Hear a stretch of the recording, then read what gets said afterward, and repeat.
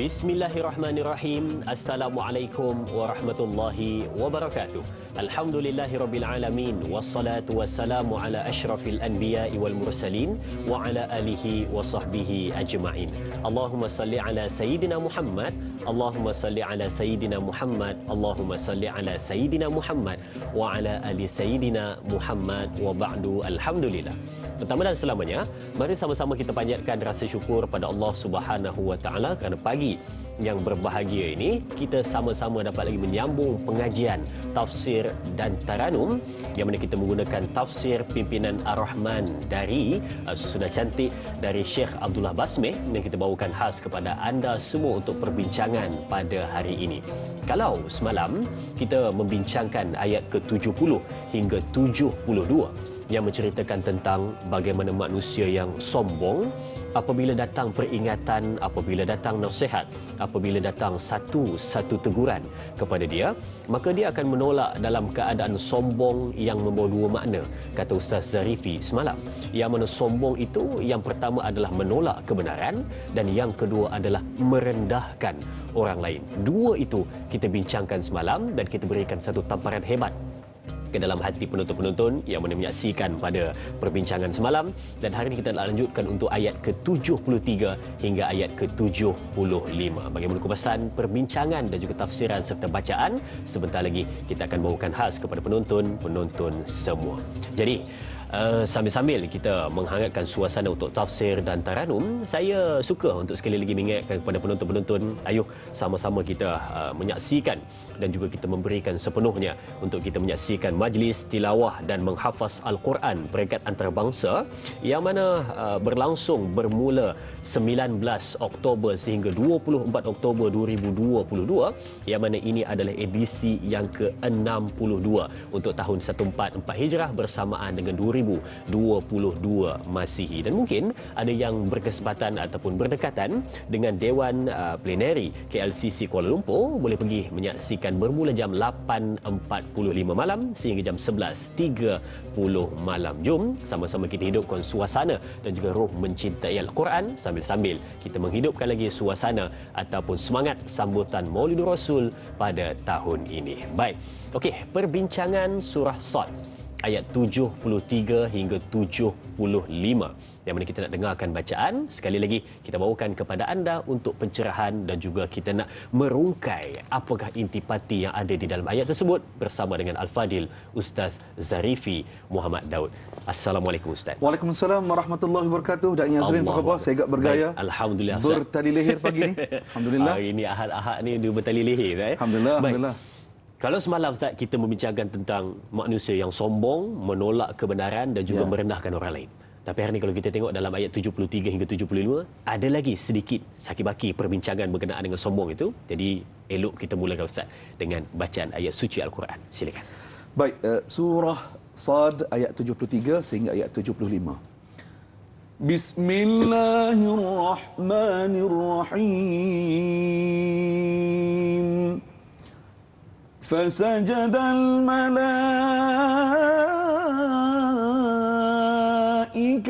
كلهم أجمعون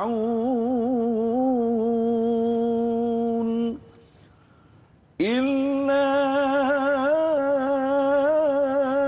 إبليس استكبر وكان من الكافرين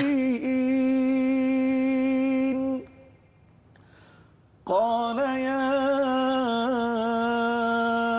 إبليس ما منعك أن تسجد لما خلقت بيدي أستكبرت أم كنت من العالين صدق الله العظيم. Sadaqallahul Azim. Itu bacaan ayat 73 hingga 75. Ayuh sidang penonton, kita tatap dan kita lihat apa makna di sebalik tiga ayat tersebut. Pada ayat ke-73, Allah menyebutkan, setelah selesai kejadian Adam, maka sujudlah sekalian malaikat, semuanya sekali. Ayat ke-74, melainkan iblis, ia berlaku sombong takbur, mengingkarinya, serta menjadilah ia dari golongan yang kafir.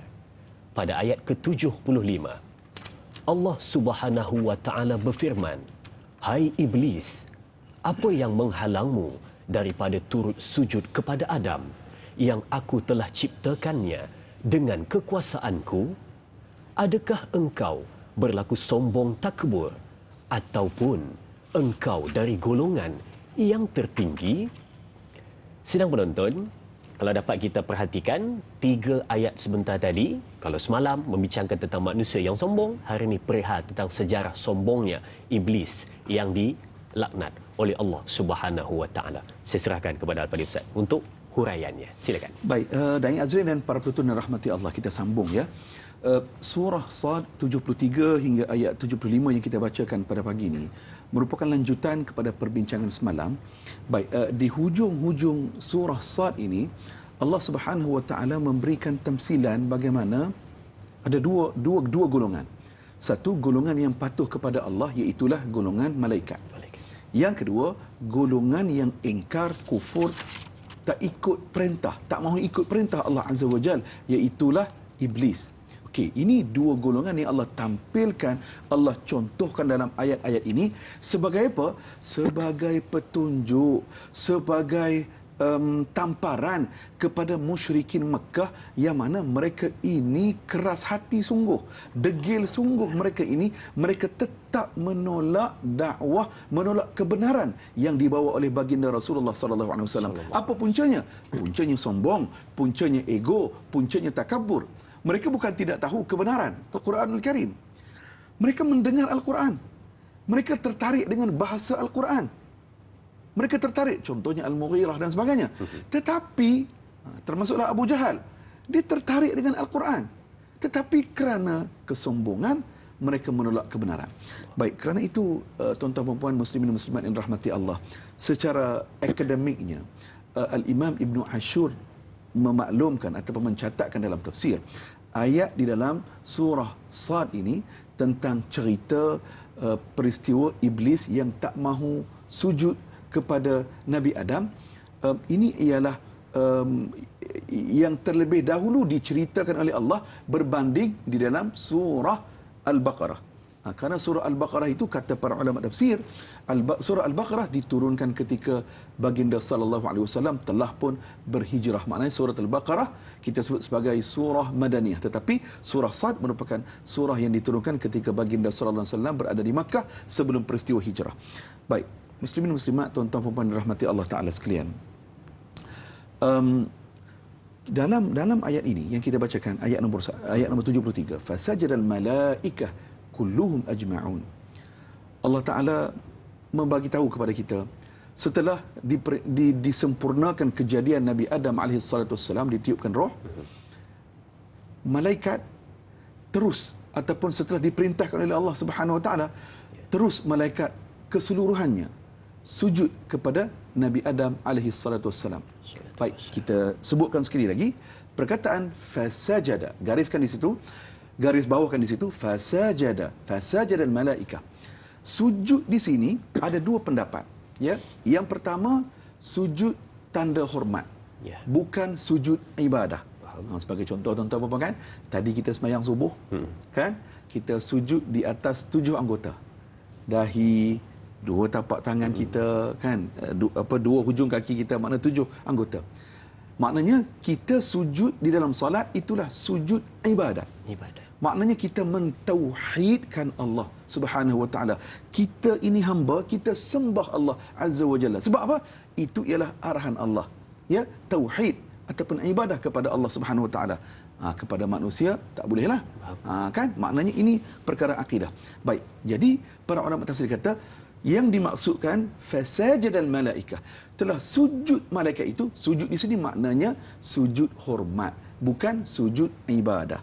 Okey, satu. Pendapat yang kedua, para ulama tafsir kata sujud di dalam ayat ini makna memang sujudlah. Sujudlah. Okey. Kenapa sujud pada manusia? Okey, para ulama kata yang mengarahkan supaya sujud kepada Nabi Adam itu ialah pemilik empunya syariat. Maknanya Allah Ta'ala sendiri yang menyuruh malaikat untuk sujud kepada Nabi Adam alaihissalam. Maknanya oleh kerana arahan itu datangnya daripada Allah, daripada Tuhan, ya, daripada yang empunya syariat, maka tidak ada masalah dan wajib untuk mentaati arahan Allah Subhanahu wa taala. Ada setengah ulama dia bagi contoh. Contohnya lebih kurang macam inilah. Maknanya nak bagi faham. Contoh ya, lampu isyarat. Okey. Ada polis trafik yang mengawalnya. Okey, jadi polis trafik mengawal aliran trafik. Tiba-tiba pada giliran kita ni lampu merah. Tetapi oleh kerana ada polis trafik yang mengawal lalu lintas, polis trafik memberikan jalan. Okey, sedangkan lampu isyarat merah. Betul. Jadi dalam situasi ini kita dibenarkan untuk melanggar lampu merah kerana yang memberikan arahan supaya kita jalan tadi ni ialah pihak berkuasa. Yeah. Jadi itulah tamsilan yang betul. diberikan untuk kita memahami pada ayat nombor 73 ini, wallahu a'lam. Baik, itu dia tadi untuk ayat ke-73 berkenaan dengan setelah selesai kejadian Adam, maka sujudlah sekalian malaikat semuanya sekali, kecuali ada satu. Siapa? Nanti kita akan sebutkan siapa satu yang tak nak sujud kepada Nabi Allah Adam alaihissalam, sebaik saja sempurna penciptaan. Dan kalau kita lihat juga berkenaan dengan sujud sebentar tadi membawa kepada dua maksud. Yang pertama adalah berkenaan dengan sujud adalah hormat kepada Nabi Adam alaihissalam, dan yang kedua adalah sujud yang memang benar-benar sujud kerana ia dibenarkan adalah perintah daripada Allah Subhanahu wa taala. Baik. Kalau kita lihat juga pada ayat ke-74 saya berkenaan dengan disebut melainkan iblis ia berlaku sombong, takbur, mengingkari serta jadilah ia daripada golongan yang kafir. Dan mungkin kita nak sedikitlah Ustaz kongsikan kepada kita, kata orang sebelum apa kata orang? Kata orang biasa orang macam tu. Kata orang. Sebelum berlakunya peristiwa ini, iblis adalah satu makhluk yang alim, yang kuat ibadat, dan mereka ada menyebutkan lebih hebat ibadatnya daripada malaikat, dan iblis ini adalah daripada golongan malaikat. Adakah benar Ustaz statement ini? Silakan. Okey, pendapat yang pertama, para penonton dirahmati Allah Taala sekalian. Iblis ni daripada keturunan apa?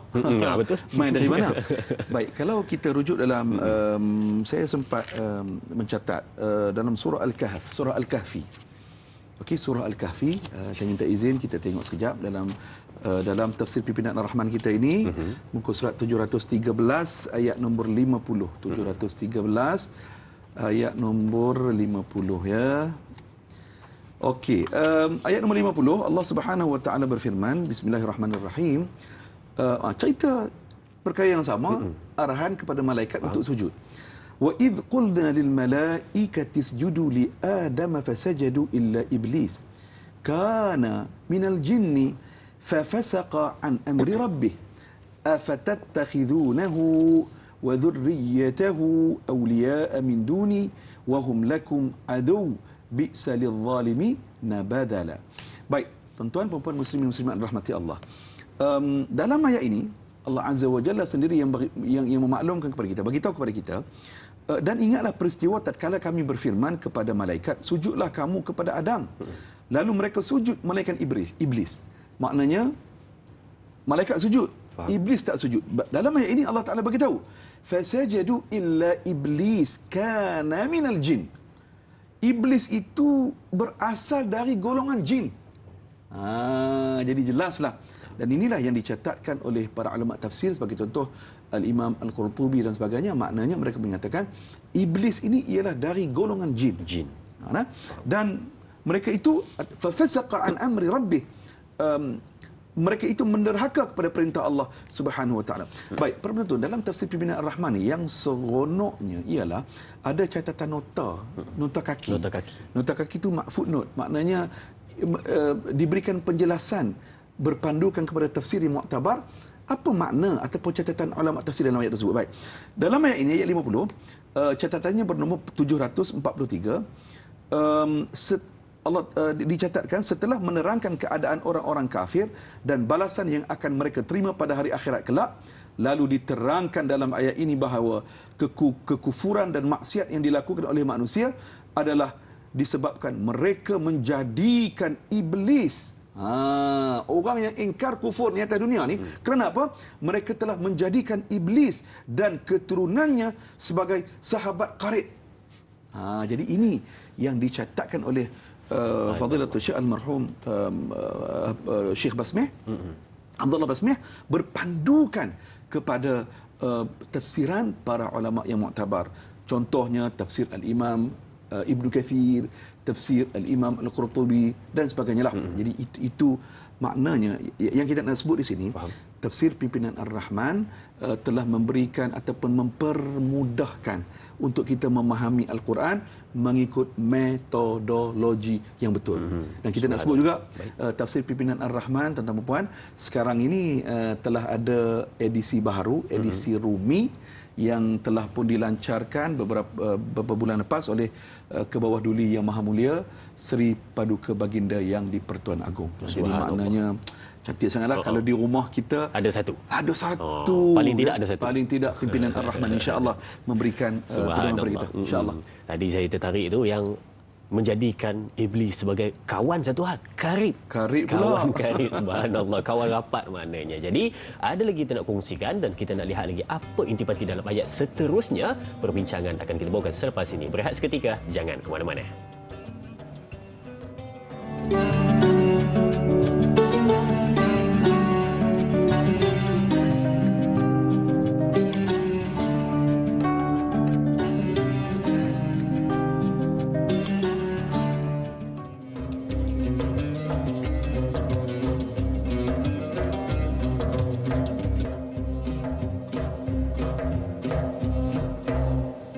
Subhanallah, kita bertemu kembali untuk meneruskan perbincangan surah Sad ayat 73 hingga ayat ke-75. Mungkin pada minggu ini, Sabtu semalam dan hari ini Ahad, kita dah rangkumkan perbincangan kita ayat 70 hingga 75. Mungkin kita boleh lihat apa yang kita boleh aplikasikan dalam kehidupan. Yang paling utama yang boleh kita lihat pada semalam punya intipati adalah berkenaan dengan kesombongan manusia menolak nasihat yang diberikan. Akhirnya, bila mana ditimpa satu musibah, maka menyesal yang tidak sudah kerana menolak kebenaran yang tiba di hadapan mata. Baik, kalau kita lihat tadi ayat ke-73, selesai perbincangan tentang selesai kita ungkap sedikit berkenaan dengan setelah selesai kejadian Adam, maka sujudlah sekalian malaikat kecuali satu. Semuanya sekali sujud, ada satu. Baik, kita lihat pula pada ayat ke-74, melainkan iblis, ia berlaku sombong takbur mengingkarinya serta menjadilah ia dari golongan yang kafir. Jadi kita nak lihat pula apakah huraian daripada ayat ke-74. Silakan, apa dia Ustaz? Baik, saudara penonton, ayat 74 ya. Tadi ayat nombor 73 Allah Taala bagi tahu malaikat semuanya sujud kepada Allah kepada Nabi Adam alaihissalam kerana mereka menjunjung tinggi titah perintah Allah Subhanahu Wa Taala. Jadi pelajaran yang pertama, malaikat mereka tidak pernah alpa, mereka tidak pernah menolak arahan daripada Allah Subhanahu Wa Taala. Itu sifat malaikat. Yang kedua, 74. Yang tak sujud ni, yang mengkufuri perintah Allah, iaitulah iblis. Illa iblis astakbara wa kana minal kafirin. Baik. Sebab apa? Sebab dia tak sujud, Allah Taala sendiri bagi tahu kerana mereka ataupun iblis itu mereka takabur. Illa iblis astakbara. Mereka takabur, sombong. Kerana itulah menjadi punca mereka ingkar kepada perintah Allah Subhanahu Wa Taala. Baik. Dan kemudian Allah Taala sendiri beritahu wa kana minal kafirin. Dan mereka ini terdiri dari golongan yang kafir. Kenapa mereka jadi orang? Kenapa mereka kafir? Kenapa Allah Taala bagi tahu mereka ini kufur, ingkar kepada Allah? Sebab mereka tolak arahan Allah tu. Mereka tolak arahan Allah itu kerana mereka tidak mahu beriman. Mereka ataupun iblis memang tak nak ikut perintah Allah. Memang tak nak ikut. Menolak apa yang Allah Taala suruh mereka buat. Kerana itulah para ulama kata mereka itu dikira sebagai kufur. Ya? Baik, mungkin orang tanya, Ustaz, kalau kita baca juga dalam Al-Quran, dalam kisah bagaimana Nabi Adam alaihissalatu wassalam pada satu ketika itu telah melanggar satu larangan daripada Allah.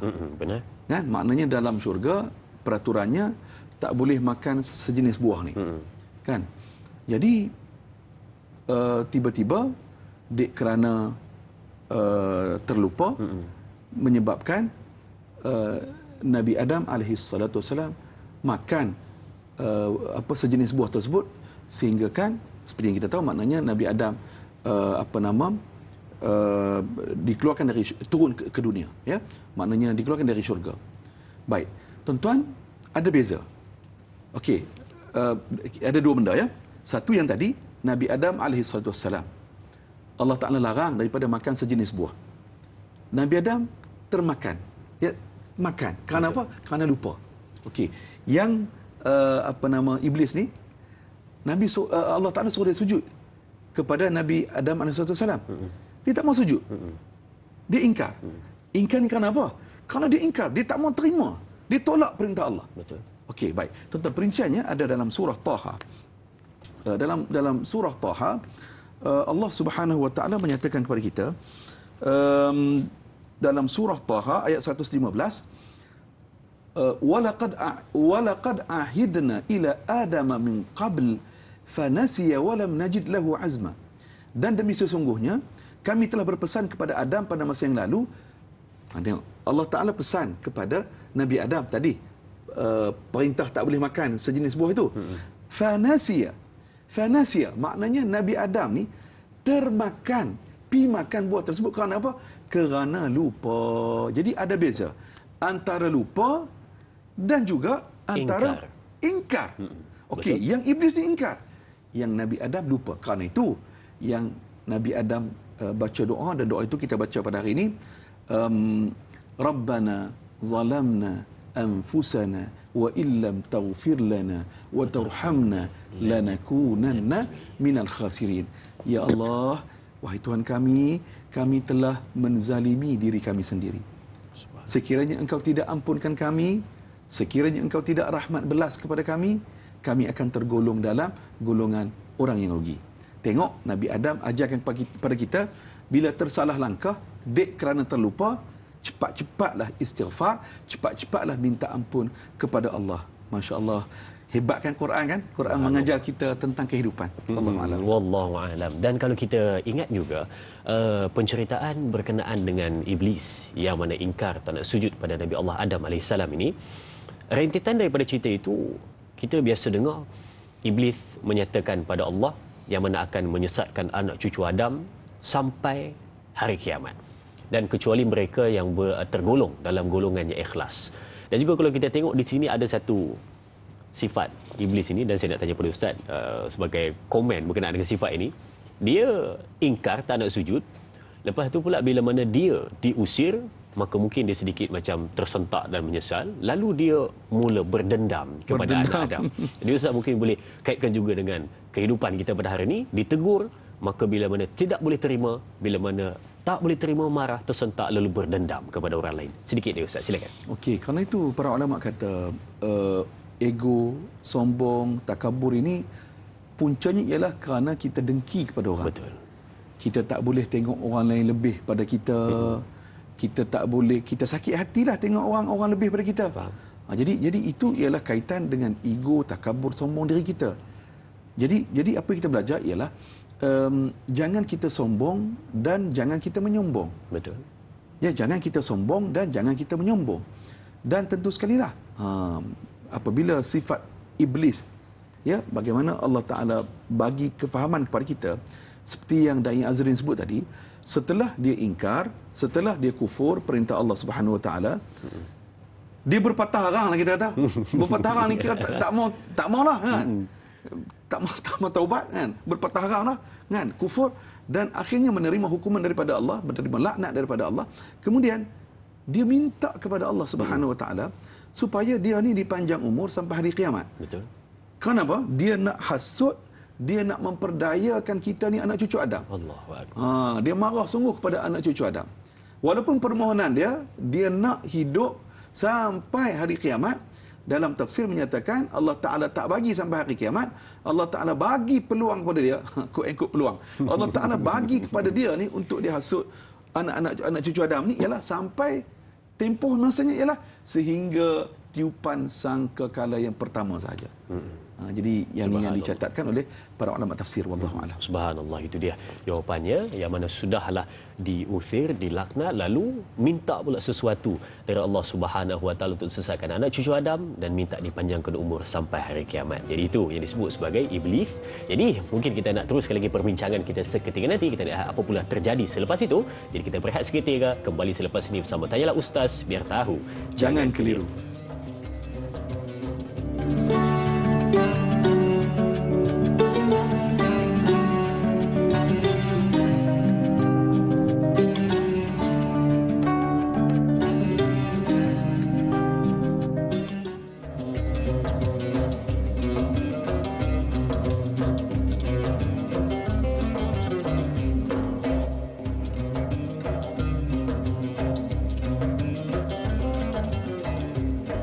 Jangan sombong dan jangan pula menyombong. Kata Ibrahim ibn Adham, di antara 10 yang pernah disebutkan kerana sebab hati mati. Antara satunya adalah kamu menyebutkan dan kamu tahu yang iblis itu adalah musuh, tetapi kamu dalam masa yang sama menganggap dia sebagai rakan karib kamu. Kadang-kadang mempunyai sifat ego, meninggi diri, sombong dan juga merasa sentiasa betul. Itu yang ada dalam diri kita, dan kita pun biasa sebut iblis ini jahat. Kita tak nak ikut, kejahatan datang daripada dia, menghasut kepada kejahatan. Tetapi dalam masa yang sama, kita melaksanakan wasiat yang ditinggalkan oleh iblis kepada kita. Jadi fikirkanlah. Baik, kembali pada perbincangan berkenaan dengan dialog di antara Allah Subhanahu Wa Taala dengan iblis, yang mana berkenaan ketika satu situasi tidak mahu sujud kepada penciptaan Nabi Allah Adam alaihi salam. Yang mana kalau kita lihat pada ayat ke-74, melainkan iblis ia berlaku sombong, takbur, mengingkarinya serta menjadilah ia dari golongan yang kafir. Sebelum Ustaz kita masuk pada ayat ke-75 untuk pencerahan. Ya. Saya masa perbincangan awal jadi saya terfikir Ustaz. Dan mengimbau masa-masa lalu, saya pernah bertanya pada diri saya dulu bila mana mendengar dialog ini buat kali pertama. Saya kata, kita bisa tahu yang ketua kepada iblis itu adalah Azazil. Dan adakah yang dalam dialog perbincangan kita pada hari ini adalah Azazil? Dan soalan yang kedua Ustaz, yang diceritakan ini adalah adakah satu iblis ataupun sekumpulan iblis? Jadi bagaimana untuk dua soalan Ustaz? Silakan. Masya-Allah, luar biasa soalan Azri ni. Iblis ni perkataannya ablasa, yublisu mublas. Maknanya golongan yang menjauhkan diri daripada Allah. Faham. Kan? Mereka ingkar kepada Allah. Betul lah apa yang saudara sebut tadi. Maknanya iblis Azazil kan, dulunya ilmunya tinggi, kan, malaikat merujuk pada dia kan. Maknanya dia ni hebat berilmu. Subhanallah. Jadi dalam ayat ini tentulah maknanya para ulama catatkan antaranya sebut adalah gerombolan, maknanya dalam sekumpulan yang ramailah. Jadi maknanya yang kita boleh faham ialah sifat keiblisan itu. Kan, yang perlu kita elakkan iaitulah jangan kita sombong, jangan kita takabur. Dan seperti kita sebut semalam, dan yang Azim pun sebut di awal tadi, bila sebut takabur, dia dibahagi kepada dua. Yang pertama, kita menolak kebenaran. Menolak kebenaran Al-Quran, menolak kebenaran hukum, menolak kebenaran Rasulullah sallallahu alaihi wasallam. Ya, jadi ini satu. Dan yang kedua ialah kita merendah-rendahkan orang. Merendah-rendahkan orang pun juga disebut sebagai takabur. Wallahu a'lam. Faham? Subhanallah, itu dia tadi sekumpulan ataupun segerombolan yang disebutkan. Mungkin ada di antara kita yang tertanya-tanya sebelum ini kan. Jadi itu jawapannya. Baik. Kembali dalam landasan perbincangan kita pada ayat ke-75. Allah Subhanahu Wa Taala berfirman, "Hai iblis, apa yang menghalangmu daripada turut sujud kepada Adam yang aku telah ciptakan dengan kekuasaanku? Adakah engkau berlaku sombong, takbur, ataupun engkau dari golongan yang tertinggi?" Jadi saya serahkan kepada Ustaz untuk kita huraikan ayat ini. Silakan. Baik, ayat nombor 75 ni, saudara penonton, Allah Ta'ala bertanya apabila iblis dia tak mahu sujud kepada Nabi Adam, tak mahu ikut perintah Allah. Allah Ta'ala tanya, hai Iblis, apa yang menghalang kamu untuk kamu sujud kepada Adam yang telah aku ciptakan dengan kekuasaan aku? Maknanya, para ulama tafsir menyatakan, tengok bagaimana Allah Subhanahu Wa Ta'ala seolah-olah nak mendengar apa punca ni. Begitulah. Kan? Maknanya, ruang diberikan. Kenapa? Jadi, Allah Ta'ala bertanya, Allah Ta'ala beritahu, adakah kamu, kerana kamu sombong, ataupun kamu merasakan kamu ini dari golongan yang tertinggi? Kan? Jadi, ini Allah Ta'ala bagi ruang. Kan? Maknanya, apa punca ni? Macam tu. Jadi, tuan-tuan, jawapan yang disebut oleh Iblis menjawab persoalan yang Allah Ta'ala bertanya kepada mereka. Dia kata apa? Qala ana khairu minhu. Aku ni, Iblis kata, aku ni lebih baik daripada Adam. Aku lebih baik daripada Adam. Kenapa tiba-tiba aku pula yang kena sujud kepada Adam? Maknanya ini ego Iblis yang menyebabkan mereka kufur kepada perintah Allah Subhanahu Wa Ta'ala, dan kerana sombong, takabur, menyombong inilah mereka dilaknat oleh Allah Subhanahu Wa Ta'ala. Jadi kerana itu, tuan-tuan muslimin dan muslimat yang dirahmati Allah Ta'ala sekalian, saya dalam catatan tafsir Imam Al-Qurtubi yang saya rujuk, bagaimana Allah Ta'ala bagi tahu, Al-Imam Al-Qurtubi ketika mensyarahkan ayat ini, beliau kata, Allah Ta'ala menisbahkan, Allah Ta'ala sendiri telah menisbahkan penciptaan Nabi Adam AS kepada dirinya sendiri, yang memberikan penghormatan tertinggi kepada Nabi Adam AS, walaupun pada hakikatnya Allah Ta'ala jualah yang menciptakan segala sesuatu di alam ini. Maknanya Allah Subhanahu Wa Ta'ala telah memberikan kemuliaan kepada Nabi Adam dan kita sebagai manusia. Kerana itu, tuan-tuan, puan-puan, muslimin muslimat, dalam surah Al-Baqarah, wa idh qala rabbuka lil malaikati inni ja'ilun fil ardi khalifah. Allah Ta'ala bagi tahu kepada malaikat, Allah Ta'ala nak jadikan manusia ini sebagai khalifatu, sebagai khalifah fil ard, khalifah di atas dunia ini. Jadi, kenapa manusia ni, kita ni diberikan kemuliaan mengatasi para malaikat? Kenapa? Kerana ilmu, kerana akal fikiran, dan manusia ini diberikan peranan, Allah Ta'ala bagi peranan kepada kita manusia untuk memakmurkan alam seperti yang dikehendaki oleh Allah Subhanahu Wa Ta'ala. Maknanya, ketiga-tiga ayat ini secara tidak langsung juga memberikan kefahaman kepada kita, manusia ni Allah Ta'ala letak di tempat yang tinggi. Allah Ta'ala berikan peranan yang tinggi untuk memakmurkan alam ini. Maknanya, dalam konteks kehidupan kita, sebagai contoh, kita sebagai seorang ayah yang ada jiwa khalifah, yang ada wibawa seorang khalifah, mereka akan berusaha sedaya mungkin untuk memberikan kebahagiaan kepada isteri dan anak-anak. Ketika keluarga dilanda ujian, seorang ayah dia tak boleh putus semangat. Seorang ayah dia tak boleh lemah semangat terlampau lama. Nak sedih tu biasa, nak rasa down, rasa jatuh tu biasa, kita manusia, fitrah kita. Tetapi kena cepat-cepat bangkit, kena cepat-cepat bangun. Kenapa? Demi keluarga kita. Dan yang paling penting, kata kuncinya, kita dimuliakan Allah, kita sebagai khalifah. Wallahu a'lam. Subhanallah, itu dia tadi. Yang mana kalau kita lihat dalam kehidupan, mungkin juga ada penonton-penonton di rumah yang sedang menyaksikan pada ketika ini pernah berlaku situasi seperti ini, menasihati, memberikan sesuatu, tiba-tiba ada yang menyebutkan, saya lebih baik daripada awak.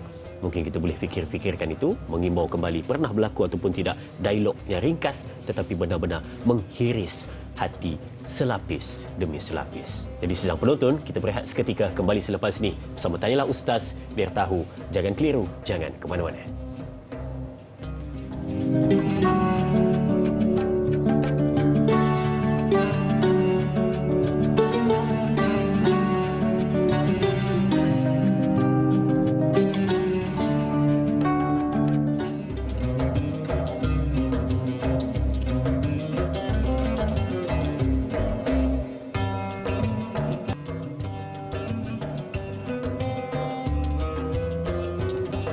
Subhanallah, terima kasih dan terima kasih diucapkan kepada semua penonton keluarga besar Tanyalah Ustaz, biar tahu jangan keliru, terus bersama dengan kita mengikuti majlis perbincangan kita pada hari ini untuk tafsir dan taranum surah Sad ayat ke-73 hingga 75.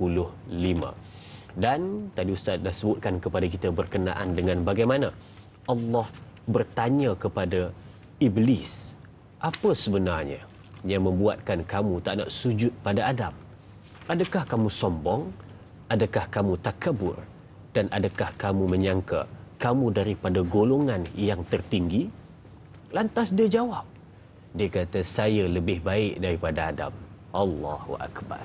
Jadi kalau kita lihat yang ketiga itu, adakah dia menyangka dia daripada golongan yang tertinggi? Kalau kita tengok dalam masyarakat hari ini, Ustaz. Ya. Ramai juga orang yang kadang-kadang dia ni berasa diri dia lebih daripada orang lain, dia tinggi daripada orang lain. Kalau dulu waktu susah, dia boleh berkawan dengan orang. Tapi bila mana dia dah senang, dia dah berubah sedikit kehidupannya, agak selesa, lalu dia dah tak berkawan dengan orang yang susah ketika mana dia kawan dulu.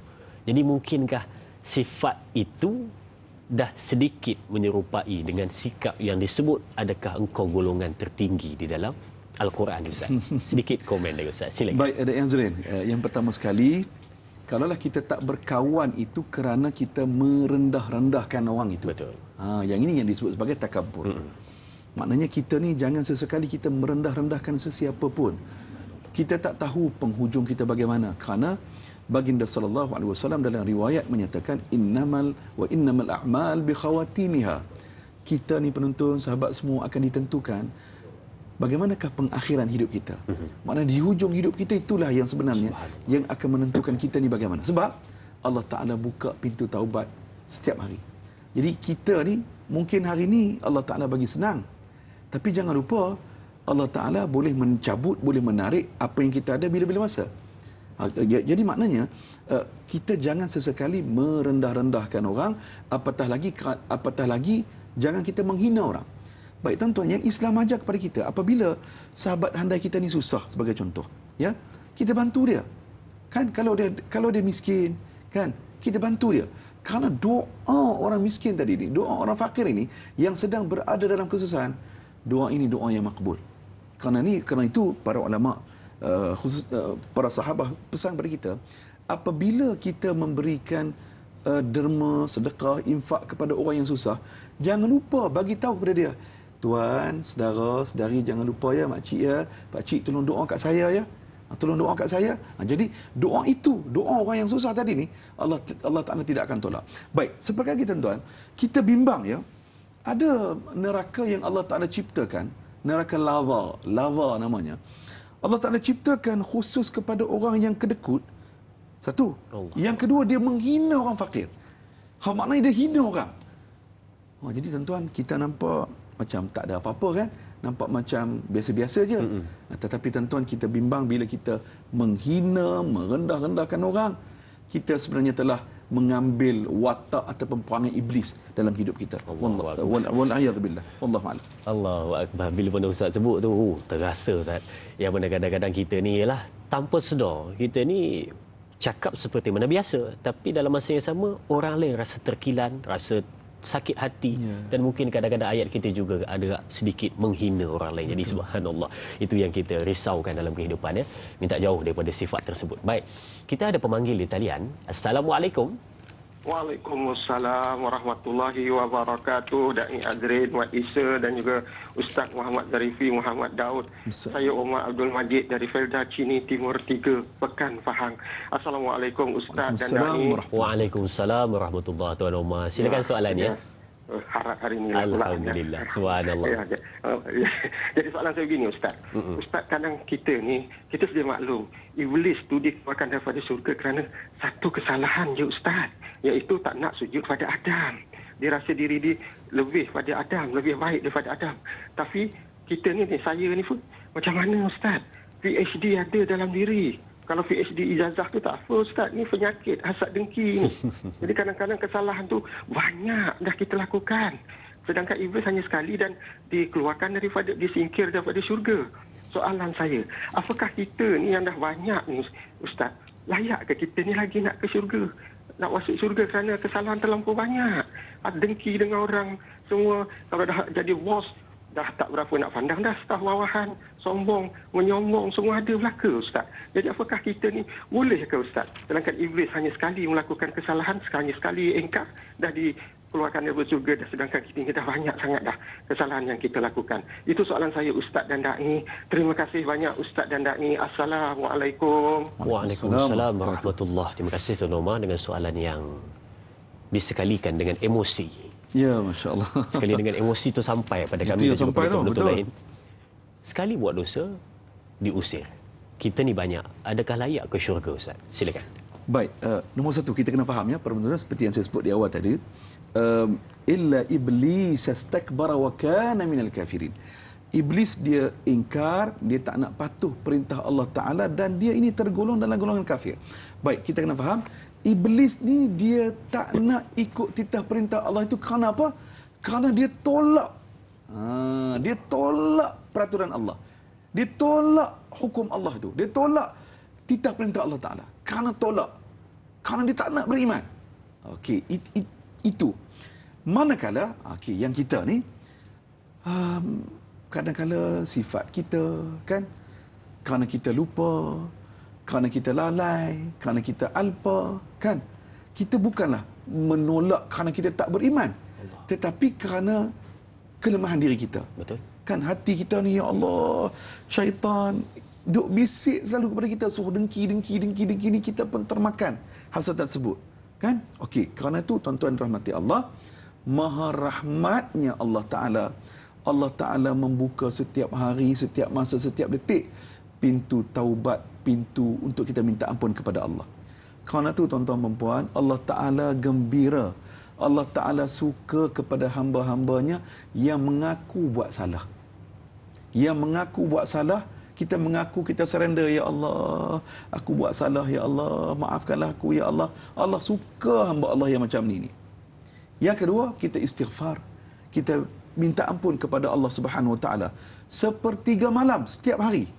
Di sepertiga malam setiap hari, Allah Azza wa Jal bertanya, mana hamba-hambaku yang nak minta ampun kepada aku? Mana dia hamba-hambaku yang nak minta kepada aku? Mana dia? Allah Ta'ala tanya setiap hari pada waktu khususnya sepertiga malam. Jadi tuan-tuan, perempuan muslimin muslimat yang dirahmati Allah, kita manusia serba lemah, ya, kita manusia serba kurang ni, kita sentiasa perlu memperingatkan diri kita ini dengan kita melazimi istighfar dan juga amalan-amalan hati, mudah-mudahan terhakis dan terhindarlah kita daripada penyakit-penyakit hati. Wallahu a'lam. Subhanallah, itu dia tadi jawapan untuk soalan Tuan Omar. Dan kita lihat juga soalan di Facebook dari Al-Ali Ali. Katanya, Assalamualaikum Ustaz. Ayat ke-73 menyatakan tentang semua malaikat menurut perintah Allah Subhanahu Wa Taala untuk sujud kepada Nabi Adam alaihissalam. Adakah ini menunjukkan bahawa manusia itu lebih mulia dari malaikat? Adakah lafaz-lafaz yang diucapkan oleh malaikat ketika sujud? Apakah kehebatan Nabi Adam alaihissalam sehingga Allah Subhanahu Wa Taala memerintahkan malaikat dan iblis untuk sujud kepadanya? Mohon pencerahan Ustaz. Terima kasih. Terima kasih juga Al-Ali Ali untuk soalan ini. Cantik soalannya. Silakan Ustaz. Baik. Al-Ali Ali, terima kasih. Manusia dimuliakan kerana akal fikiran. Ya. Manusia dimuliakan kerana Allah Azza wa Jalla telah melantik kita manusia ini untuk menjadi khalifah, untuk memakmurkan alam ini seperti yang dikehendaki oleh agama. Manusia diberikan kemuliaan kerana apa? Manusia telah diarah oleh Allah Subhanahu Wa Taala untuk melakukan al-amru bil ma'ruf wan nahyu 'anil munkar, untuk menyeru kebaikan dan juga untuk mencegah kemungkaran. Oleh kerana itulah manusia diberikan kemuliaan oleh Allah Subhanahu Wa Taala. Walaqad karramna bani Adam, dan kami telah memberikan kemuliaan kepada Bani Adam, kepada manusia, ya, di bumi, ya, di laut dan di bumi. Maknanya Allah fil barri wal bahr, Allah Taala berikan kemuliaan itu kepada manusia. Kerana apa?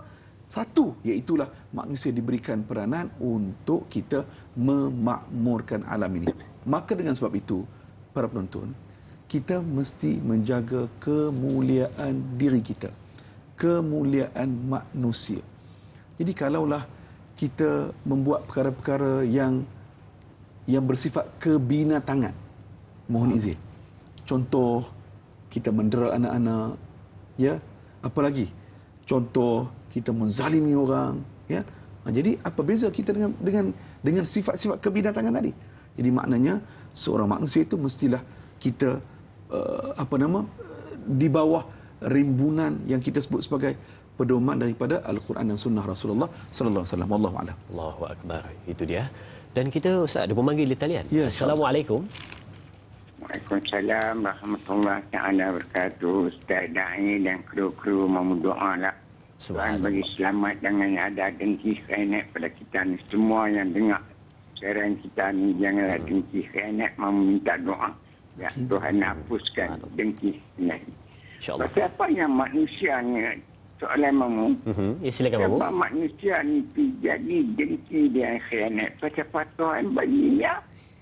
Bukan siapa Tuhan nak bagi, Tuhan bagi. Tapi pasal apa yang kita ada dengki khianat, fitnah ke orang, buat nanya orang. Kalau tak dapat apa-apa, pergi jumpa bomo, pergi jumpa yang tu, pergi jumpa yang ni. Lalu nama mula kata dia, mamu ni, kata ni. Pasal apa yang manusia jadi diri, lalu nama mamu ni, pergi jadi, lalu tu pasal apa lah. Ustaz tolonglah. Nasihat kat mamu dan nasihat kat semua-semua. Assalamualaikum warahmatullahi taala wabarakatuh. Waalaikumsalam warahmatullahi. Terima kasih Mamu untuk soalan itu. Ialah manusia kan, bila mana minta dan dapat apa yang diminta, tapi tetap lagi dengki pada orang lain. Kenapa Ustaz? Silakan. Allah Ta'ala ceritakan bagaimana peristiwa Habil dan Qabil kan. Kerana apa? Kerana dengki tadi lah. Okey, jadi maknanya tuan-tuan penrahmati Allah, dengki, hasad, iri hati, semua ini ialah penyakit-penyakit hati yang jangan ada dalam hati kita ni. Sebab penyakit inilah yang akan merosakkan diri kita.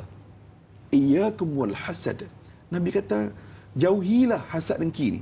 Nabi sebut pada sahabat-sahabat, iyyakum wal hasad fa innal hasada yakulul hasanat. Nabi kata, hasad dengki inilah yang duk makan amalan-amalan kebaikan yang kamu buat. Kita buat baik dah, rasa bagus dah kita ni. Kan? Tapi sebab bajet bagus. Kan? Kita rasa kita ni lah serba sempurna. Faham. Kan? Kita dengki ke orang, kita hasad pada orang. Rupa-rupanya hasad dengki inilah yang duk makan. Amalan-amalan yang kita buat. Maknanya kosong lah. Tak dapat apa lah kita sebab hasad dengki ni duk makan amalan-amalan kita.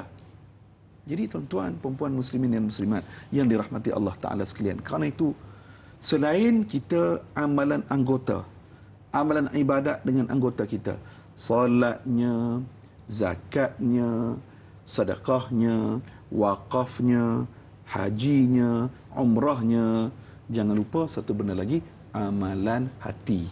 Betul. Yang kita bimbang tuan-tuan, syaitan ni, iblis dia cerdik. Cerdik ni maksud saya begini, kalau dia tak berjaya untuk dia sesatkan kita, dia akan merosakkan kita dengan cara kita rasa kita ni bagus. Izarifi, hang ni saleh sungguhlah. Setiap hari qiyamul lail. Jiran ataupun ipar kamu tu tak pernah buat apa benda ni. Maknanya dibisikkan kepada kita supaya kita rasa takabur, rasa bongkak apabila kita melakukan ibadat. Ini yang kita takut ni. Situasi ni yang kita lebih takut kerana apa? Kita rasa kita betul. Rupa-rupanya amalan hati itu yang merosakkan kita. Satu riwayat tuan-tuan. Abu Hurairah satu ketika dia melaporkan sebuah hadis, dia cerita ada sahabat-sahabat Nabi ni datang jumpa Rasulullah sallallahu alaihi wasallam mai bawa satu cerita masalah. Mereka rujuk pada Rasulullah. Apa yang dirujuk? Mereka bercerita ada seorang wanita ni yang dia sembahyang malam kuat, bagus, puasa pun banyak, puasa sunat, sedekah pun banyak buat kebaikan. Cuma satu masalah. Apa masalah fulanlah ini? Sahabat-sahabat penonton, masalah dia ialah mulutnya mulut laser. mulut puaka. Mulut tak ada insurans orang kata. Kan? Maknanya asyik mengatur orang, bila dia buka mulut je, jiran terasa hati. Faham? Jadi bila dibawa masalah ini kepada Rasulullah dirujuk, Nabi SAW bagi tahu, Nabi jawab, Nabi bagi jawapan, wanita ini, fulanah ini ialah ahli neraka. Allah. Fulanah ini ialah ahli neraka. Sebab apa? Sebab tak jaga mulut. Allah. Jadi tuan-tuan, dengki, hasad, iri hati, jealous, ini yang merosakkan amalan kita. Ya, tuan-tuan, satu lagi contoh. Pada satu ketika Nabi mengajar di masjid Nabi, tiba-tiba daripada depan ni masuk seorang lelaki. Sahabat ni sahabat biasa aja, bukan tokoh sahabat yang kanan pun, orang biasa. Lepas ambil wuduk, macam ada dah nampak kesan wuduk dia tu kan. Kemudian dia jinjit apa, dia kepit apa selipar dia kan ataupun barang. Nabi kata orang ini ahli syurga. Jadi sahabat-sahabat pun semua maknanya semua ahli syurga. Tengok orang ni biasa aja. Hari kedua sahabat ni masuk, Nabi kata yang sama, ini ahli syurga. Hari yang ketiga Nabi sebut yang sama, ini ahli syurga.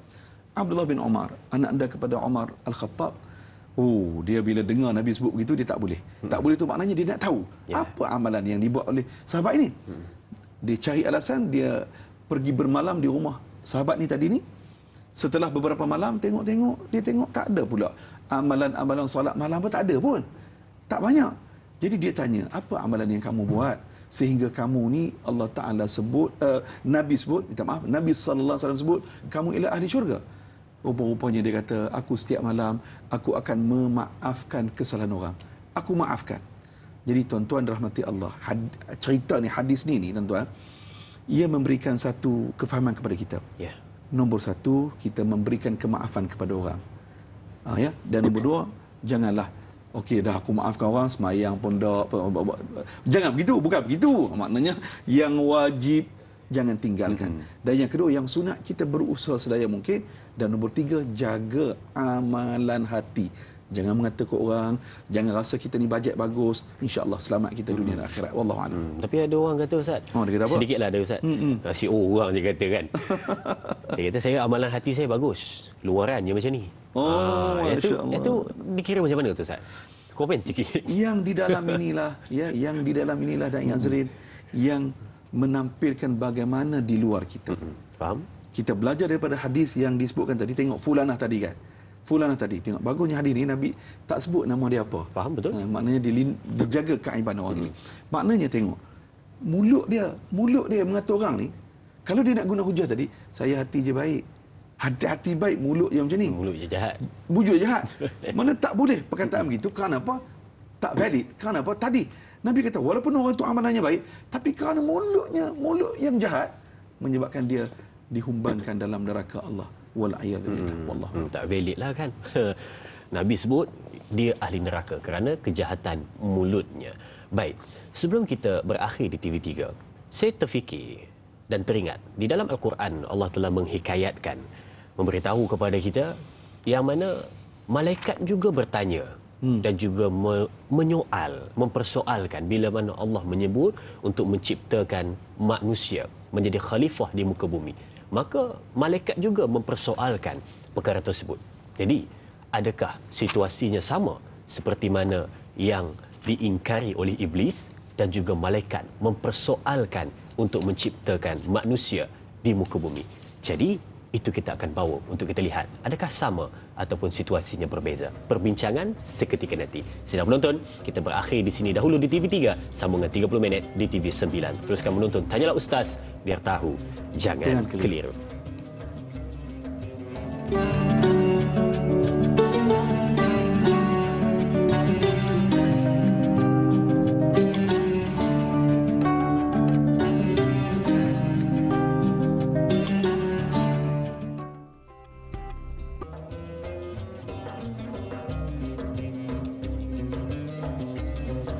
Subhanallah, kita bertemu kembali. Perbincangan kembali diteruskan, duduk di meja perbincangan. Itu kita ambil soalan-soalan dari penonton-penonton. Dan tadi saya ada sebut berkenaan dengan bagaimana peristiwa malaikat juga bertanya kepada Allah Subhanahu Wa Taala adakah nak ciptakan manusia yang selalu membuat kerosakan ni?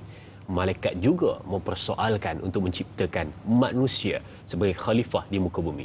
Jadi, adakah sama situasinya macam iblis juga yang mana ingkar tak nak sujud pada Nabi Allah Adam AS, dan malaikat juga bertanya. Kalau kita baca daripada sudut kasarnya, kita kata, tengok, malaikat pun dia kata macam tak setuju, dia kata nak ciptakan manusia. Adakah benar tanggapan itu? Ayo kita dengarkan. Silakan Ustaz. Subhanallah. Dai Azrin pandai dia angkat tema tu kan. Dengan emosi yang diberikan, insya-Allah, maknanya kita nak cari ilmu sama-sama ya. Subhanallah. Baik tuan-tuan, kita rujuk kepada dalam surah Al-Baqarah pada ayat nombor 30. Tuan-tuan boleh catat ya. Ayat nombor 30. Wa idh qala rabbuka lil malaikati inni ja'ilun fil ardi khalifah. Apabila Allah Taala bagi tahu kepada malaikat yang Allah Taala mahu menjadikan manusia ini sebagai khalifah, sebagai pentadbir, pemimpin di atas dunia ini.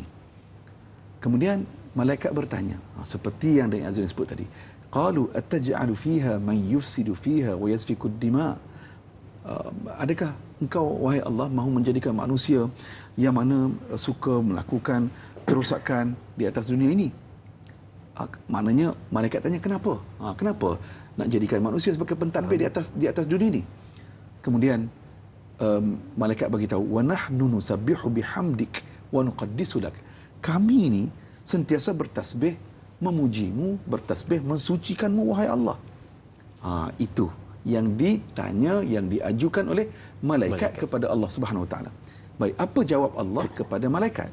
Dalam ayat yang sama, ayat 30 surah Al-Baqarah, Allah jawab, qala inni a'lamu ma la ta'lamun. Qala inni a'lamu ma la ta'lamun. Aku tahu apa yang aku nak buat ni. Aku maha mengetahui sedangkan kamu tidak tahu. Kamu tidak mengetahui. Maknanya Allah Ta'ala bagi tahu jawapan itu kepada malaikat. Baik, tuan-tuan rahmati Allah. Lanjutan itu pada ayat nombor 32. Setelah Allah Ta'ala bagi tahu kepada malaikat, aku maha mengetahui, kamu tak tahu apa yang aku nak buat ni. Tuan-tuan, pertanyaan para malaikat tadi setelah dijawab oleh Allah, selepas itu respon balas malaikat, apa mereka sebut kepada Allah? Qalu subhanaka la ilma lana illa ma 'allamtana innaka antal alimul hakim. Malaikat itu menjawab, maha suci engkau ya Allah, kami tidak mempunyai pengetahuan selain daripada apa yang engkau ajarkan kepada kami. Sesungguhnya innaka antal alim Al-Hakim. Sesungguhnya engkaulah Tuhan, engkaulah jua yang maha mengetahui lagi maha bijaksana. Maknanya, tuan-tuan, akhirnya malaikat surrender dan boleh menerima apa yang Allah Ta'ala sebutkan. Mereka taat kepada Allah. Jadi, pelajarannya, dalam apa-apa hal sekalipun, bertanya, nak tahu penjelasan, itu tak jadi masalah. Faham. Bahkan dalam Al-Quran Allah Ta'ala sebut sentiasa banyak ayat afala tafakkarun, afala yatadabbarun. Tadabbur, ya, Al-Quran sendiri mengasak minda kita untuk berfikir. Ya, jadi bertanya tu tak jadi masalah. Bertanya untuk mengetahui jawapan, bertanya untuk mengetahui kebenaran tak jadi masalah. Kerana itu dalam Al-Quran Allah Ta'ala sebut fas'alu ahla dzikr in kuntum la ta'lamun.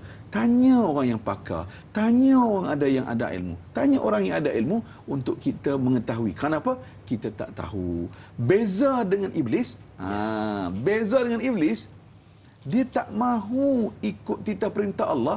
Kerana apa? Kerana dia kufur, kerana dia tolak perintah tersebut. Jadi ini perbedaannya. Wallahu a'lam. Kalau kita boleh lihat, di antara yang cuba kita angkat pada hari ini adalah membezakan di antara tiga penceritaan yang saya nak kongsikan kepada kita. Nabi Adam AS yang mana terlupa lalu termakan sesuatu buah itu. Yang kedua adalah iblis yang memang ingkar akan perintah Allah. Dan yang ketiga adalah malaikat yang sekadar bertanya berkenaan dengan penciptaan manusia itu. Dan itu adalah pertanyaan untuk mendapatkan kepastian daripada Allah Subhanahu Wa Taala. Baik, kita ambil soalan di Facebook dari sahabat kita Ana Karnina. Soalannya, Assalamualaikum Ustaz, katanya, merujuk pada ayat ke-74 surah Sad. Ada dua. Kenapa iblis bersifat sombong untuk sujud kepada Nabi Adam alaihissalam? Adakah iblis berpura-pura sombong kerana merasakan dia lebih hebat dari Nabi Adam alaihissalam, tetapi sebenarnya dia tidak layak untuk sombong? Dan soalan kedua, adakah iblis termasuk dari golongan orang yang kafir ataupun kufur? Mohon penjelasan Ustaz. Terima kasih. Terima kasih juga sahabat kita atas pertanyaan tersebut. Ana Karnina. Silakan Ustaz. Baik. Puan Ana Karnina, nombor 1. Iblis dia tak pura-pura. Memang betul-betul dia sombong.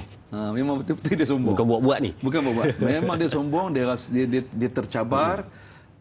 Kenapa tiba-tiba perlu tunduk kepada orang baru pula. Manusia yang baru diciptakan. Baru mai tiba-tiba baru kita mai pula, kena tunduk. Kita pula kena ni. Ini kalau nak kaitkan dengan kita sebagai dalam konteks masyarakat, di pejabat sebagai contoh pekerjaan. kan. Pekerjaan kan. Tiba-tiba kita tengok Staf baru. Pegawai baru, staf baru, tiba-tiba dia berada di tempat lebih tinggi daripada kita. Betul, betul. Kadang-kadang kita dalam hati ni hasutan datanglah. Kamu dah mana itu. Jadi kita nak kontrolnya bagaimana? Tentunya dengan amalan-amalan hati. Banyakkan zikir, banyakkan tasbih, banyakkan kita istighfar, baca Quran, bergaul dengan orang soleh, dan jangan lupa kita sentiasa melazimi ataupun membantu orang yang susah. Tengok orang fakir miskin, pergi hospital, tengok orang sakit. Ini akan melembutkan jiwa kita. Okey, satu. Yang kedua, kenapa Allah Ta'ala sebut wa kana minal kafirin tadi kan? Kenapa iblis ini termasuk dalam orang yang kafir? Jawapannya ialah kerana iblis tak mahu sujud kepada malaikat. Iblis tak mahu sujud kepada Adam, kepada manusia. Sebab apa? Dia tolak perintah tersebut. Dia tolak, bukan dia lupa, tetapi kerana dia tolak, dia tak mau ikut, dia tak nak beriman dengan arahan Allah Subhanahu Wa Taala. Kerana itulah iblis termasuk dalam golongan orang yang kufur, ingkar kepada perintah Allah Subhanahu Wa Taala. Wallahu a'lam. Allahu akbar.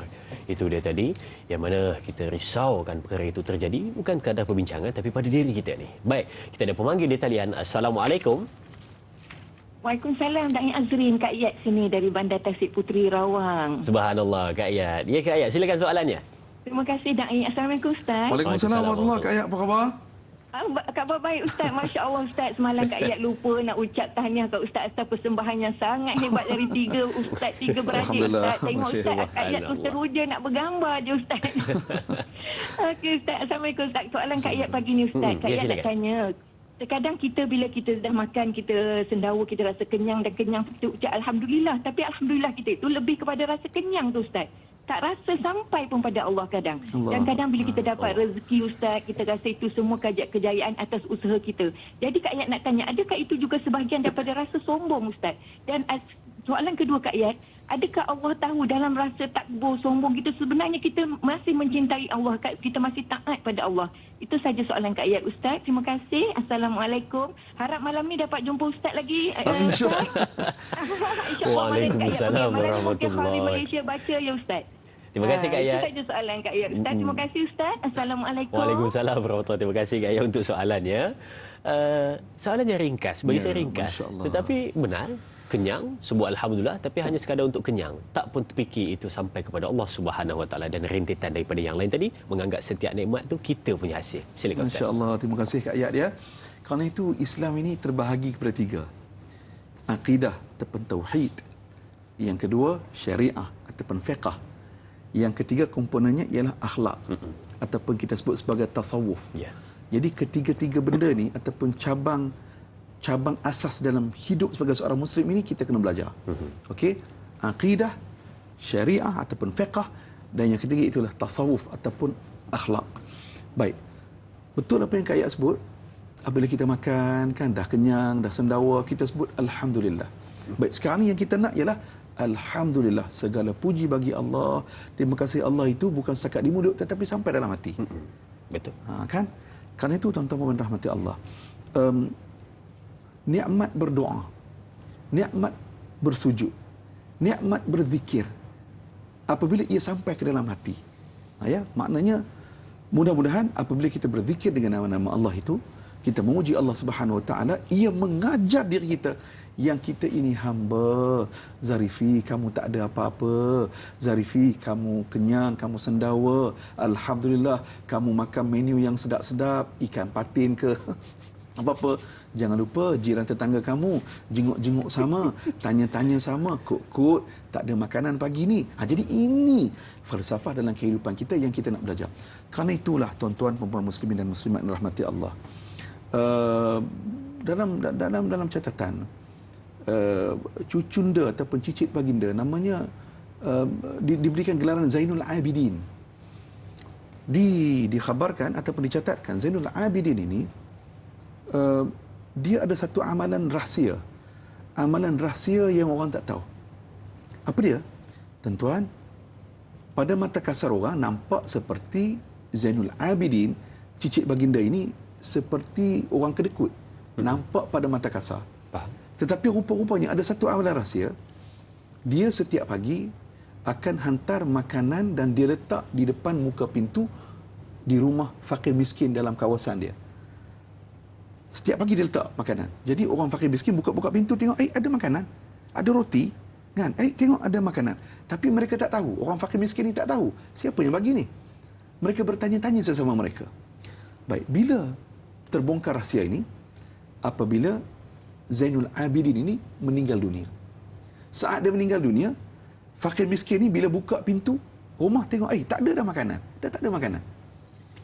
Terbongkar lagi apabila saat nak dimandikan jenazah dia, di atas bahunya ini kelihatan kulitnya kasar sedikit. Tanda ketika dia hidup dulu, dia menanggung atau bawa benda yang berat. Dan bila dia meninggal, tak ada dah makanan-makanan tadi yang diberikan kepada fakir miskin. Maknanya apa tuan-tuan? Ini amalan hatilah yang menyebabkan kita ini merasa diri kita ini hamba Allah. Dan kita tentu dalam hidup kita ini, kita nak cari redha Allah Subhanahu Wa Taala. Baik, yang kedua Kak Ayat tanya tadi, masalah hati kita juga. Kan, adakah Allah mengetahui hati kita ni bagaimana? Jawapannya betul, tepat, Allah Maha mengetahui. Innallaha latifun khabir. Allah Maha mengetahui mendalam dan maksudnya Allah tahu dalam hati kita ni ada apa. Dan kalau kita bertanya apa yang ada dalam hati kita ni, Allah Ta'ala boleh tunjuk kepada kita, nah ini yang ada dalam hati kamu ni. Dalam surah Luqman Allah sebut perkara ini antaranya. Jadi tuan-tuan, puan-puan muslimin dan muslimat yang dirahmati Allah, kerana itulah dalam hidup kita ini mesti kena sentiasa kita peringatkan diri kita. Ya, kita zikir, kita taubat, kita istighfar. Dengan amalan-amalan hati inilah tuan-tuan puan-puan, ia akan memperingatkan tentang hakikat kehidupan kita. Hakikat kehidupan kita. Ingat tuan-tuan, dunia ini bukan tempat tinggal, tetapi dunia ini ialah tempat persinggahan kita. Subhanallah. Jawapannya yang diberikan sebentar tadi untuk kita sentiasa memperbanyakkan amalan hati supaya terhindar daripada sikap-sikap yang kita bicarakan pada hari ini, sombong, takabur dan juga merasa diri itu berada pada peringkat yang tinggi. Baik, kita berjeda seketika. Kembali selepas ini bersama Tanyalah Ustaz, biar tahu. Jangan keliru, jangan ke mana-mana.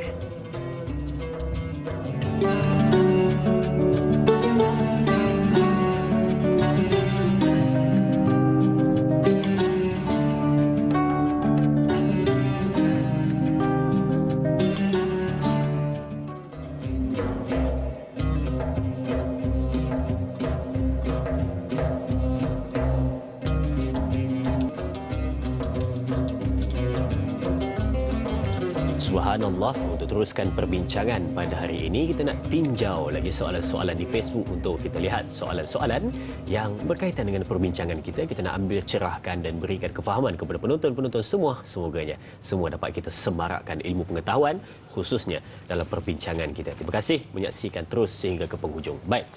Soalan dari Nur Dahlia Biru. Katanya, Assalamualaikum Ustaz, ayat ke-74. Mengapa seseorang itu terbit rasa sombong dalam diri dan memandang rendah terhadap orang yang kurang daripadanya? Bagaimana untuk membuang sifat sombong dalam diri dan menjadi seorang yang tawaduk, rendah hati seperti baginda Nabi Muhammad sallallahu alaihi wasallam? Terima kasih Nur Dahlia Biru. Silakan Al-Fadhil Ustaz. Baik, terima kasih Puan Nur Dahlia Biru. Mengapa kita sombong? Yang pertama, kurang rasa syukur. Kita terlampau untuk membeda-bedakan apa yang kita dapat dan apa orang yang dapat. Ya, orang yang kurang bersyukur. Baik tuan-tuan, jangan kita kurang bersyukur. Kita berpeganglah kepada perkara rezeki Allah Ta'ala ni Allah Ta'ala bagi kepada setiap orang berbeza-beza. Ada benda yang saya dapat, Da'i Azrin tak dapat. Ada benda yang Da'i Azrin dapat, saya tak dapat pula. Kan maknanya Allah Ta'ala Maha Adil. Allah Ta'ala memberikan mengikut setiap perencanaan Allah Subhanahu Wa Ta'ala. Kerana itu tuan-tuan, antara doa yang Nabi ajar kepada kita, Allahumma kfini bihalalika an haramik wa aghnini bifadlika amman siwak. Ya Allah, engkau cukupkanlah rezeki yang halal kepada aku, supaya aku tak cari yang haram. Janganlah aku ambil yang haram. Dan ya Allah, engkau cukupkanlah kepada aku dengan kelebihan-kelebihanmu ya Allah, supaya aku tidak minta kepada selain padamu. Maknanya kita nak minta kepada Allah Subhanahu Wa Ta'ala saja. Okey, yang pertama, kurang bersyukur. Yang kedua, tentu sekali tuan-tuan dan sekalian, mengapa kita berdengki kepada orang ataupun kita sombong? Kerana sifat dengki tadi. Iri hati, dengki, sakit hati dan seumpamanya. Jadi kita mesti hilangkan perkara ini. Sakit hati, dengki, apa lagi? Hasad, dengki, kita buangkan. Kenapa? Inilah yang boleh merosakkan amalan-amalan yang telah kita lakukan. Okey, soalan yang kedua. Bagaimana kita nak merawat sakit hati ataupun penyakit hati ini? Tuan-tuan, mari kita rujuk kepada saranan Al-Quran dalam surah As-Sajdah yang selalu kita baca dalam salat subuh kita ketika hari Jumaat. Kan? Okey, ayat nombor 15 dan 16 Allah Ta'ala bagi 3 solusi kepada kita untuk kita merawat sakit yang kita sebut sebagai sombong dan menyombong. Baik, nombor 1, innama yu'minu bi ayatina alladhina idza dzukiru biha kharru sujadan wasabbahu bihamdi rabbihim wa hum la yastakbirun. Nombor 1, tuan-tuan, kita mesti sentiasa merendahkan diri kita untuk sujud kepada Allah. Maknanya makin banyak kita sujud kepada Allah, itulah solusi kita untuk merawat penyakit hati, khususnya hasad dengki. Pemimpin kena banyak sujud kepada Allah. Ketua keluarga, ibu bapa kena banyak sujud kepada Allah Subhanahu Wa Ta'ala. Kita sebagai ketua di pejabat banyak sujud kepada Allah Subhanahu Wa Ta'ala. Tak kiralah siapa kita, kita sebagai hamba banyakkan sujud kita kepada Allah, kerana sujud inilah dapat menghilangkan yang disebut sebagai hasad dengki, sombong dan menyombong. Satu. Yang kedua, bibir Allah Ta'ala sebutkan kepada kita, wasabbahu bihamdi rabbihim. Kita ni mestilah sentiasa bertasbih dan memuji Allah Subhanahu Wa Ta'ala. Ya, kita ungkaplah zikir-zikir yang Nabi SAW ajarkan kepada kita. Subhanallah, walhamdulillah, wallahu akbar. Okey. Dan yang ketiga tuan-tuan, banyakkan qiyamul lail. Tatajafa junubuhum 'anil madaji' yad'una rabbahum khaufan wa tama'a. Dan nombor 4, wa mimma razaqnahum yunfiqun. Allah Ta'ala ajar kepada kita banyak sedekah, banyak derma. Ini 4 solusi yang Allah Ta'ala ajarkan kepada kita untuk hilangkan penyakit sombong dan menyombong. Wallahu a'lam. Merawat hati, itu tadi. Subhanallah. Baik, kita ada pemanggil di talian. Assalamualaikum. Waalaikumsalam warahmatullahi wabarakatuh. Haji Tukinon, Haji Muhammad Saleh Skudai ya. Ya tuan, waalaikumsalam Tuan Haji Tukinon. Silakan soalannya. Ustaz Muhammad Zarifi Daud Azrin. Soalannya ada Ya, soalannya ada 2 ya. Oh, ada 2. Silakan. Pertama saya nak tanya Ustaz, kalau iblis dia tak nak sujud, memanglah kalau tak nak sujud dia sombong. Saya kalau dia tak nak sujud dia pun tak nak apa sembah Tuhan, sombonglah. Jadi saya nak tanya dengan Ustaz, kalau manusia dia tak nak sujud juga, dia tak nak sembah Tuhan, adakah dia masuk dalam gulungan atau kawan iblis Ustaz? Itu soalan pertama ya Ustaz ya. Baik, yang kedua, dalam solat Ustaz ada 4 rakaat. Kemudian rakaat yang pertama, lepas dah baca Fatihah, dia baca surah Qul Huwallah. Kemudian kalau dia rakaat yang kedua, lepas Fatihah, dia baca ke atas, baca Wadduha. Adakah boleh Ustaz daripada bawah ke atas ke, ataupun macam mana ya Ustaz? Sebab saya ada terdengar kata imam, saya kata macam mana kan? Terima kasih banyak-banyak. Assalamualaikum. Waalaikumsalam warahmatullahi. Terima kasih Tuan Haji Terengganu untuk soalannya. Yang pertama tadi berkenaan dengan kita ni tak nak sujud pada Allah, maknanya tak nak solat mungkin ya.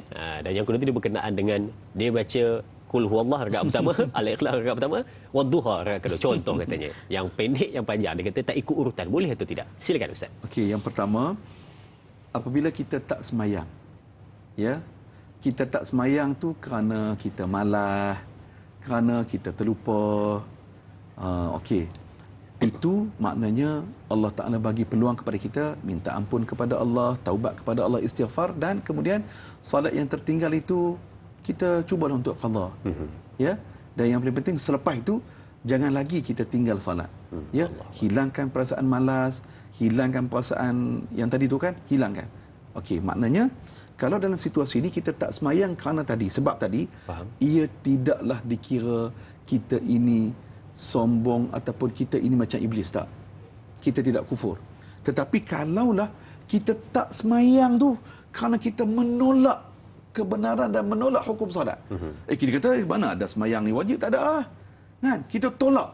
Itu jadi seperti iblis yang menolak hukum hakam dan ketetapan Allah Subhanahu Wa Taala. Jadi ini dua benda yang kita mesti faham. Kalau yang soalan kedua tadi macam mana? Okey, soalan kedua. Ini perlu kepada ilmu. Maknanya kita bacaan dalam solat kan mestilah yang rukunnya ialah membaca surah Al-Fatihah. Okey, yang rukunnya. Adapun yang surah tadi ni, yang ni kita kena ada ilmu ni. Maknanya kita mestilah membacanya mengikut turutan dan tertib surah tadi. Maknanya yang surah yang kita kata tinggi kedudukan yang lebih atas tu lah yang kita baca dalam pada rakaat yang pertama dan yang kedudukan yang lebih bawah tu pada rakaat yang kedua. Bila soalan tadi saya teringat baginda sallallahu alaihi wasallam pernah diriwayatkan ketika Nabi qiyamul lail, dalam riwayat Nabi selepas surah Al-Fatihah tu Nabi baca satu ayat sama aja, Nabi ulang-ulang, iaitulah surah Al-Maidah ayat nombor 118.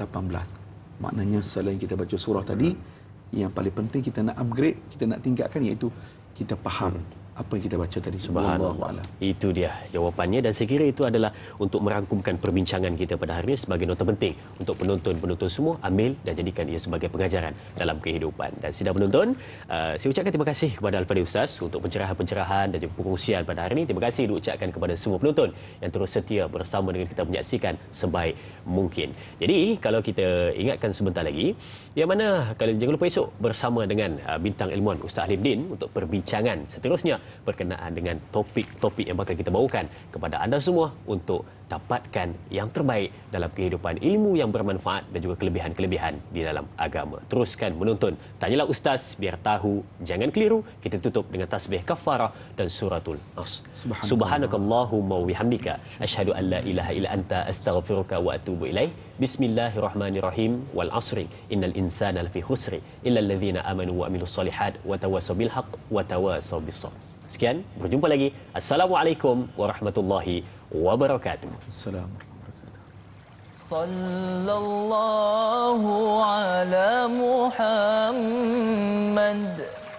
Sallallahu alaihi wasallam. Sallallahu ala Muhammad. Sallallahu alaihi wasallam. Ya Nabi salam alaika, ya Rasul salam alaika, ya Habib salam alaika. Salawatullah alaika. Sallallahu ala Muhammad. Sallallahu alaihi wasallam. Sallallahu ala Muhammad. Sallallahu alaihi wasallam. Ashraqal badru alaina, fahtafat minhu